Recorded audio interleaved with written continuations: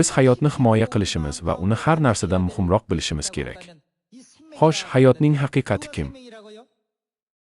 Hayotning asl mohiyati va manbai kim? Bu Masih. Shuning uchun biz Masihni ichimizda saqlashimiz kerak. Boshqa narsalarni yo'qotsak ham, hayot bo'lgan Masihni doim saqlaylik. Otaning davridagi hayot haqiqatining nomi nima edi? Ogilning davridachi? Muqaddas ruhning davridachi? Biz uni hech qachon yo'qotmasligimiz kerak. Xudo bu bebaho hayotni yo'qotmay, u kelguncha mahkam ushlashni aytdi.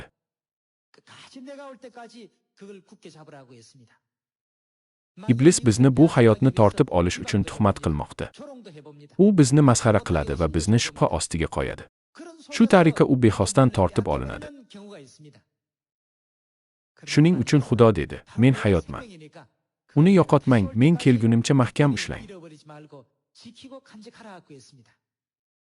Yuhanna 6-bobdagi ta'limotlar orqali Xudo buni mahkam ushlashimiz uchun haqiqatni berdi. Tanamni yeb, qonimni ichadigan odam.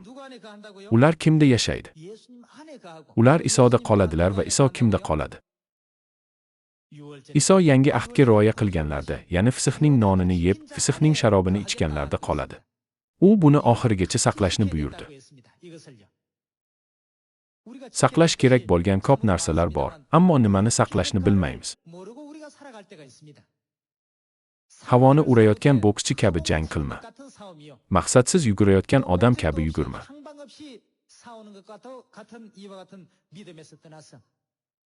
Eng avvalo hayotni mahkam tuting.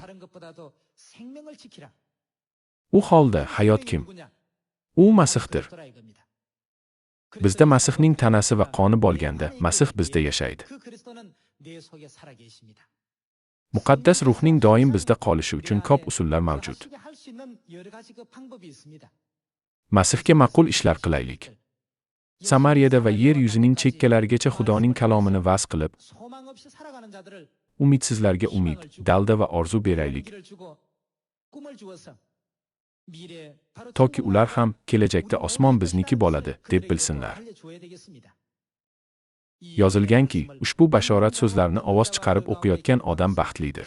Uni tinglab, kitobda yozilganlarga amal qiluvchilar baxtlidir. Xudoning kalomi juda qadrli va muhim, chunki biz Xudoni tanib oldik, osmon shohligini angladik va u orqali ota va ona bilan uchrashdik. Xudoning kalomini nafaqat o'qib eshitib, balki iymon bilan tutishimiz kerak. Bu hayot tojini yo'qotmay saqlashning yagona yo'li ekanini unutmaylik. Dunyoviy narsalar qanchalik qimmatli bo'lmasin, eng qadrlisi hayotning o'zidir. Ota Ansangxon va ona Xudo hayotdir. Ular bizga hayot berib, abadiy hayotga yetaklaydilar. Barcha samoviy oila a'zolaridan ularga ishonchni yo'qotmaslikni so'rab, bugungi va'zimni yakunlayman. Katta rahmat.